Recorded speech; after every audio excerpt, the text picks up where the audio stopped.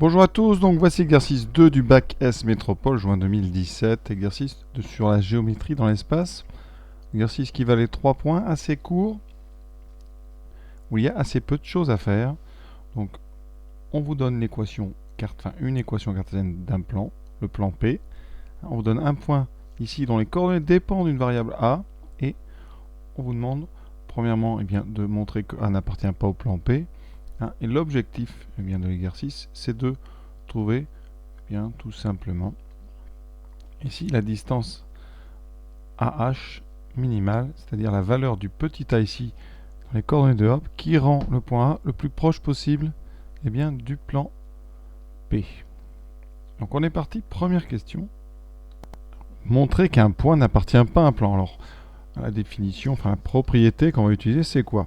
C'est qu'un point appartient à un plan si et seulement si ses coordonnées vérifient l'équation du plan. Donc le point A a pour coordonnées 1, A, A carré. Donc on va calculer tout simplement 2x moins z moins 3 pour ces coordonnées-là. Donc pour x égale à 1, y égale à et z égale à carré, calculons 2x moins z moins 3. Surtout vous ne dites pas que ça fait 0. Hein. L'objectif c'est de vérifier justement que ça ne fait pas 0. On obtient. Alors donc 2 fois x, donc 1, donc 2 fois 1, moins z, donc moins a carré, moins 3, ce qui donne 2, moins a2, moins 3, et ce qui donne moins a2, moins 1. Alors, question,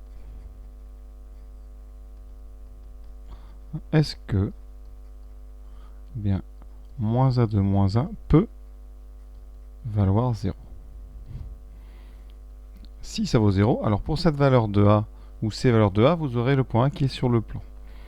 Et si ça ne fait jamais 0, forcément, les coordonnées de a ne vérifieront jamais l'équation cartésienne qu'on nous a donnée, et donc le point A ne sera pas sur le plan.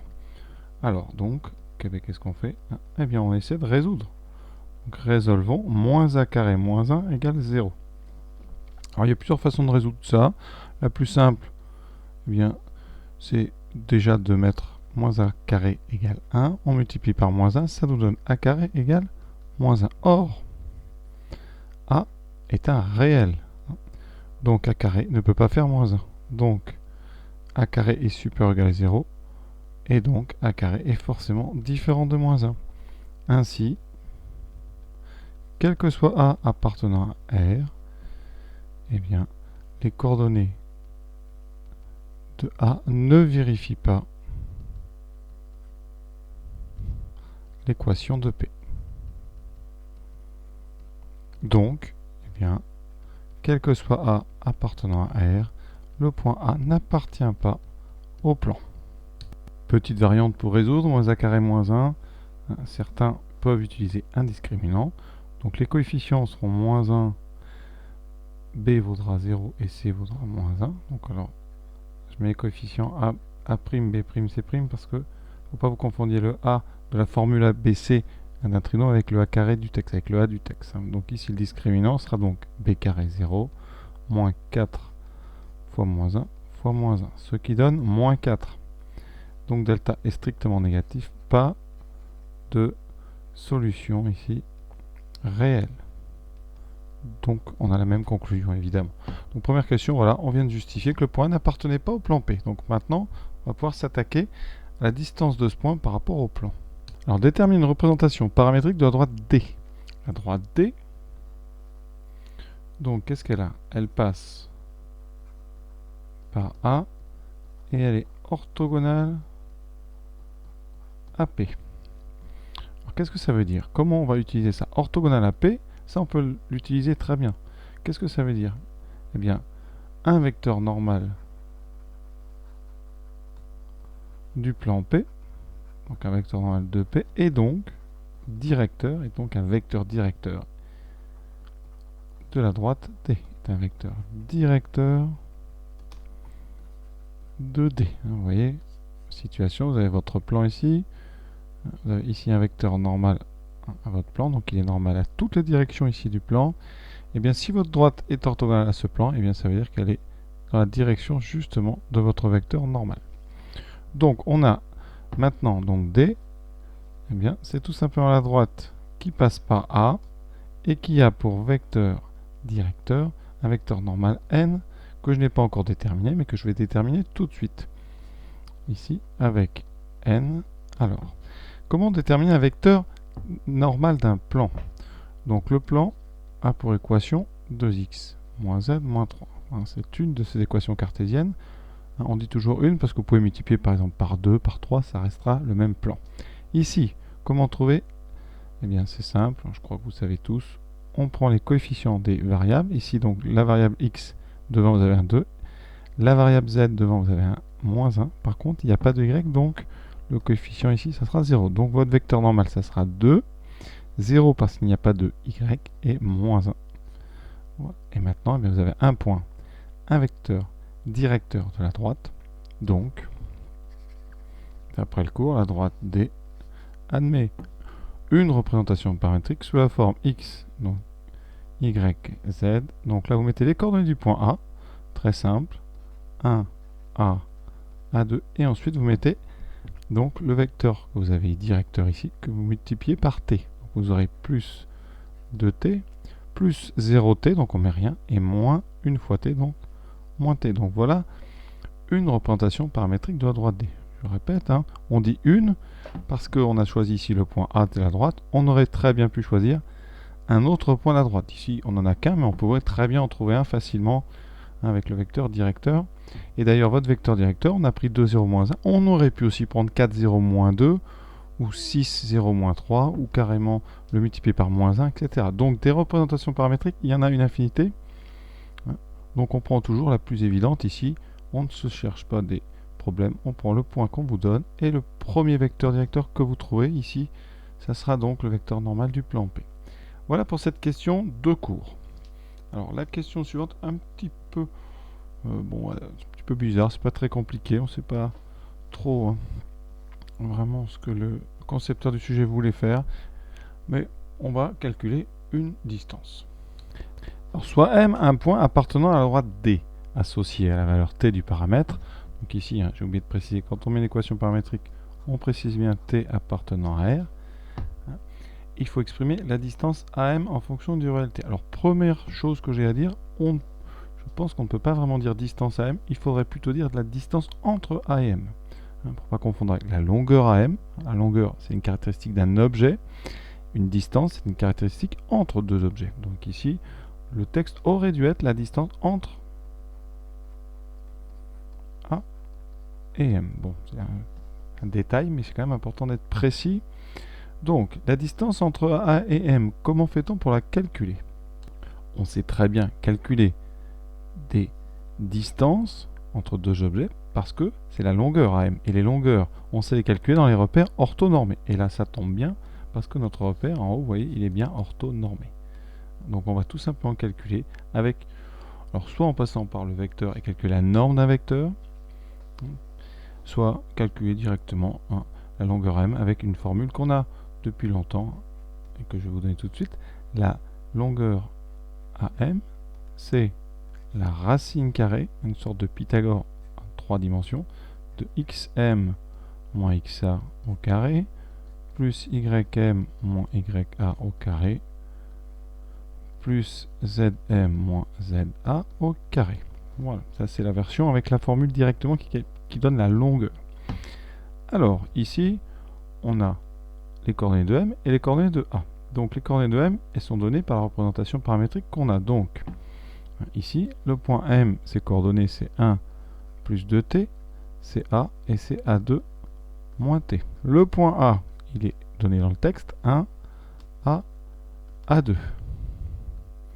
Donc, notre longueur AM, c'est donc xm moins xa, c'est-à-dire 1 plus 2t moins 1, donc 2t au carré, plus ym moins ya, a moins a, 0 au carré, plus zm moins za, a2 moins t moins a2, donc moins t au carré. Ça nous donne donc 2t au carré, 4t carré, plus 0, ça fait 0. Et moins t au carré, le moins 1 disparaît. Ça donne donc plus t carré. Il nous reste donc racine carrée de 5t carré. Avec t, toujours appartenant à R. N'oublions pas. Alors, est-ce qu'on peut simplifier? Bon, on peut déjà, sans justification, transformer ça en racine de 5 fois racine de t carré. Est-ce qu'on peut dire que racine de t carré, c'est égal à t? Eh bien, attention, pas toujours. Attention, hein, racine carrée d'un carré. Si vous prenez par exemple racine carrée de moins 1 au carré, il ne s'agit pas d'enlever la racine et le carré. Ça ne fait pas moins 1, ça fait plus 1. Donc, à savoir que la racine de t carré, c'est tout simplement la valeur absolue. Ça veut dire que si votre nombre est positif, eh bien, vous pouvez très bien enlever la racine et le carré. Il n'y a pas de problème. Si votre nombre t est négatif, attention, il faudra prendre son opposé. Ça veut dire que racine de moins 1 au carré, c'est moins 1. Donc c'est plus 1. Donc attention, si vous voulez enlever la racine, comme t n'est pas forcément positif, eh bien, il faut prévoir une formule justement qui sert à ça. C'est la valeur absolue. Alors, c'est pas la peine de l'utiliser. Vous pouvez laisser tout simplement racine de t carré. Mais alors, si vraiment vous voulez utiliser la valeur absolue, ou si vous voulez enlever la racine, il faut prendre des précautions. Parce que si vous dites racine carrée de t carré égale t, eh bien attention, ceci est faux pour t négatif. Et donc vous risqueriez de perdre des points. Donc soit vous laissez la racine, vous pouvez aussi laisser racine carrée de 5t2, il n'y a pas de souci, les trois sont valables. Surtout, vous ne répondez pas racine de 5 fois t, ça serait faux. Donc voilà, on a notre distance entre A et M, c'est-à-dire la longueur AM, et donc c'est une racine carrée de 5t2. Question suivante, la question 3. Alors là, il y avait un petit texte, donc on va le lire. On prend, donc on note H, le point d'intersection du plan P et de la droite D orthogonale à P. Donc effectivement, la droite D étant orthogonale à P, eh bien l'intersection avec le plan est réduite à un point.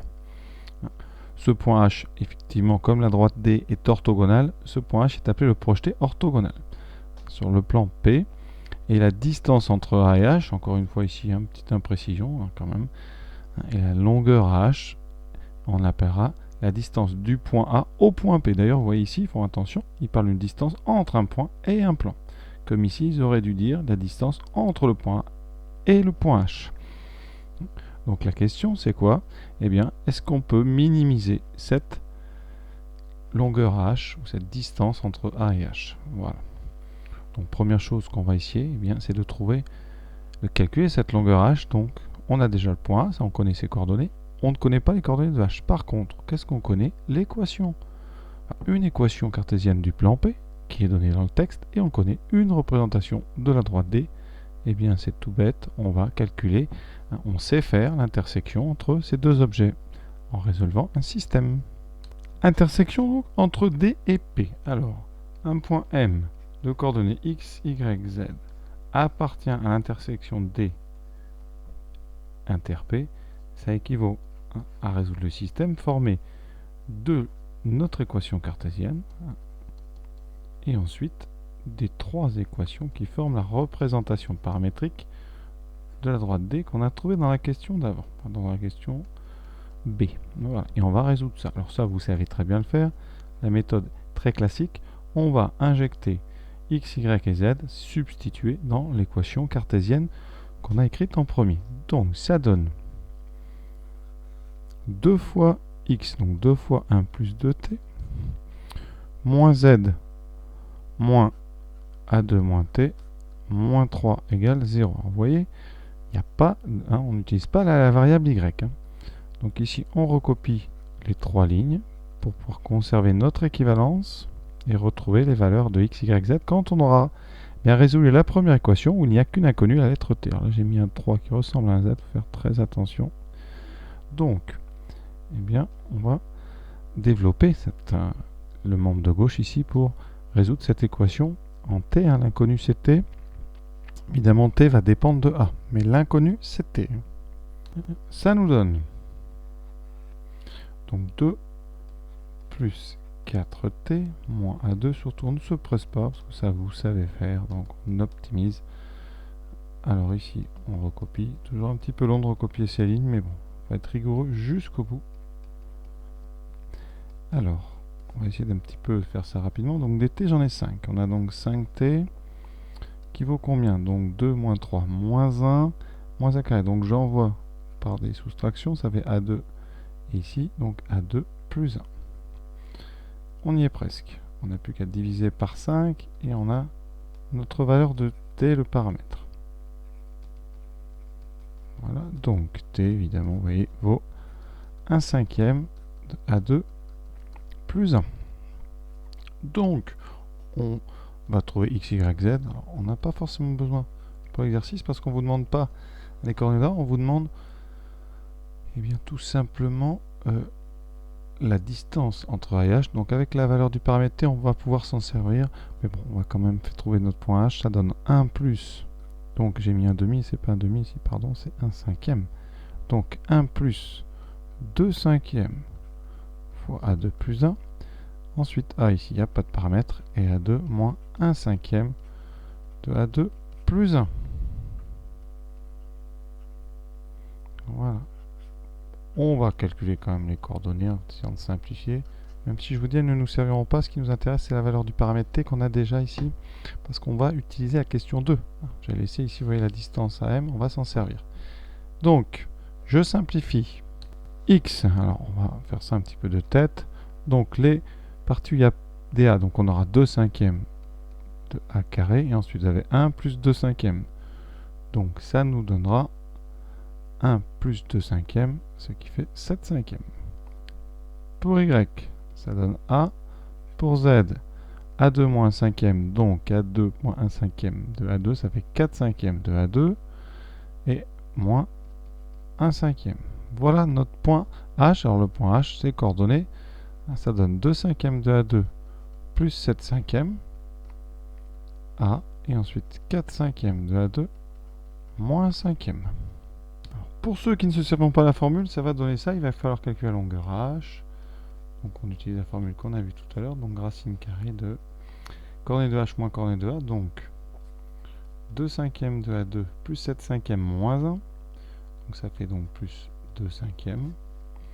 Plus 1 moins a au carré. J'oublie pas les carrés, voilà. Et ensuite 4/5 de a carré moins a carré. Donc on aura... On fait dans l'autre sens, a carré moins 4/5, 1/5 de a carré, ici, donc plus 1/5. Voilà, on obtient, vous voyez, donc les carrés, alors ça va faire beaucoup de carrés ici, mais bon, on est obligé. Donc vous voyez, là, il y a un petit travail un peu long. Ça donne donc 4 sur 25 à 2, plus double produit 2 fois 2 fois 2, 8 sur 25 carré, là c'est pas carré, ça sera à 4. Ensuite, plus 4/5, je prévois des racines plus longues, plus 1 sur 25 à 2, plus 2 à 2, alors c'est pas à 2 encore une fois, c'est à 4, attention, voilà, plus 1 sur 25. Alors, ça donne racine carrée de, donc les A4, on en a 4, 25e, 1 25e, donc 5 25e. Ensuite, les A2, 8 sur 25, et 2 ici, on en a donc 10 sur 25. Et ensuite, on a 4 5e et 4 25e. Oh, faites attention, ça fait 5 sur 25. Voilà, donc, on a 5 sur 25, ça fait 1/5 de A2, plus 2/5, non pas de A2, de A4, décidément c'est A4, ils ne veulent pas rester, plus 1/5. Alors on peut factoriser tout par 1/5. Ça fait 1/5 fois A4 plus 2A2 plus 1. Et la miracle, c'est une factorisation, vous reconnaissez, une identité remarquable. Donc racine de A2 plus 1 au carré. Alors est-ce qu'on peut enlever la racine? Alors déjà vous pouvez sortir le... On peut séparer, donc racine 1/5 on sort, et vous avez racine de A2 plus 1 au carré. Et là, A2 plus 1 c'est positif. Donc, puisque c'est supérieur ou égal à 1, eh bien, on va pouvoir enlever la racine carrée, parce que pour un nombre positif, racine carrée de x2, c'est x. Donc ici, on obtient racine carrée de 1 sur 5 fois A2 plus 1. Et donc, A2 plus 1 sur ici racine de 5, puisque racine de 1 cinquième, hein, c'est racine de 1 sur racine de 5, c'est donc 1 sur 5. Alors, ceux qui n'aiment pas les racines en bas, eh bien ça fera tout simplement racine de 5 sur 5 fois A2 plus 1. Alors ça c'est très dur à faire, vous voyez. Ce calcul ici, il est très dur. Et c'est pour ça qu'il y avait la question 2. Parce que la question 2, vous pouvez l'utiliser ici. Hein, la distance AH, hein, eh bien si on utilise la question 2, ça sera racine carrée de 5 fois la valeur du paramètre t, évidemment la valeur du paramètre t qu'on a calculé. Hein. Donc, rappelez-vous, quelle était la valeur de ce paramètre? C'était A2 plus 1 sur 5. Donc ici, ça fait racine carrée de 5 fois A2 plus 1 sur 5. Ben oui, ça fait racine de 5 sur 5 fois A2 plus 1. C'était exactement ce que j'ai trouvé après 20 minutes de calcul. Enfin, j'exagère. Donc voilà, hein, tout l'intérêt de la question 2. Pour ceux évidemment qui auront pensé à utiliser la question 2, c'est de ne pas avoir à faire ce développement qui est très très long. Donc voilà, hein. Alors on en est où? On a trouvé donc la longueur h, hein, ici, qui est racine de 5 sur 5 fois 2 plus 1. On n'a toujours pas répondu à la question. Quelle est la valeur minimale, hein, de cette distance entre A et H? Alors, il y a plusieurs façons pour répondre à cette question. Vraiment. Alors pour ceux, hein, qui ont une bonne vision des choses, on va dire que A2 plus 1, c'est supérieur ou égal à 1. Et A2 plus 1 vaut 1 pour uniquement si A2 vaut 0. C'est-à-dire si A2 est, pas si A2, mais ça veut dire si A est égal à 0. Donc, la valeur minimale de A2 plus 1, c'est 1. Et ça ne vaut 1 qu'en un endroit, quand A vaut 0. Donc, hein, le minimum de la longueur h, c'est donc racine de 5 sur 5 fois, donc racine de 5 sur 5, atteint pour A égale 1. C'est pour ceux qui sont capables de bien interpréter une inégalité de type A2 plus 1 supérieur ou égal à 1. Pour les autres, on peut tout simplement faire un taux de relation, parce que là, vous avez une fonction simple, c'est une fonction du second degré, hein, dans les parenthèses, c'est x2 plus 1. Alors, cette fonction, c'est les fonctions les plus simples. C'est tout simplement la parabole x2 qui a été décalée vers le haut de 1. Donc, si vous voulez, on va faire ça en plusieurs tableaux.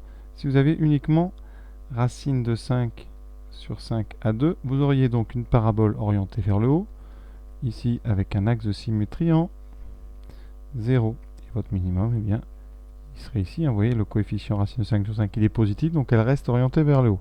Donc son sommet est en 0, 0. Si vous rajoutez 1 dans les parenthèses, eh bien, qu'est-ce que vous faites? Donc ici, c'est AH. Eh bien, vous aurez donc... Alors, vous n'avez pas changé l'axe de symétrie. C'est-à-dire que vous êtes toujours centré en 0. Par contre, en rajoutant ce 1 ici, eh bien, votre fonction, hein, elle est transformée en racine de 5 à carré plus racine carrée de 5 sur 5. Donc elle a été remontée. Hein, les variations n'ont pas changé, mais le centre, le sommet, pardon, n'est pas en 0, 0, mais maintenant il sera en 0, racine de 5 sur 5. Et puisque c'est une parabole, effectivement, quand A tend vers moins l'infini, vous aurez une limite plus infini ici, et plus infini, plus infini. Donc, eh bien, quelle est la valeur minimale de cette longueur h? Donc, AH est minimale pour x, donc ici pour A égale 0, et ce minimum, c'est racine de 5 sur 5. Donc voilà, je crois que l'exercice est complet. Je pense avoir à peu près tout dit. Donc deux remarques, exercice qui n'exploite pas à fond tout ce qu'on voit en terminale, c'est-à-dire qu'il y a assez peu de choses globalement. Deuxième remarque, petite précision sur la notion de distance, je trouve, mais bon, ça ne regarde peut-être que moi. Ensuite, dernière remarque, question 3, difficile si, eh bien d'abord parce qu'il faut faire l'intersection entre le plan et la droite, ça à la rigueur, ça peut aller, mais il y a quand même un paramètre. Et deuxième chose, dans ces mêmes questions, eh bien pour ceux qui n'auront pas pensé à utiliser la question 2, hein, c'est-à-dire le AM égale racine de 5 t carré, là on a un gros souci parce que vous voyez le calcul était quand même compliqué. Voilà. Eh bien écoutez, je vous souhaite une bonne continuation et à bientôt.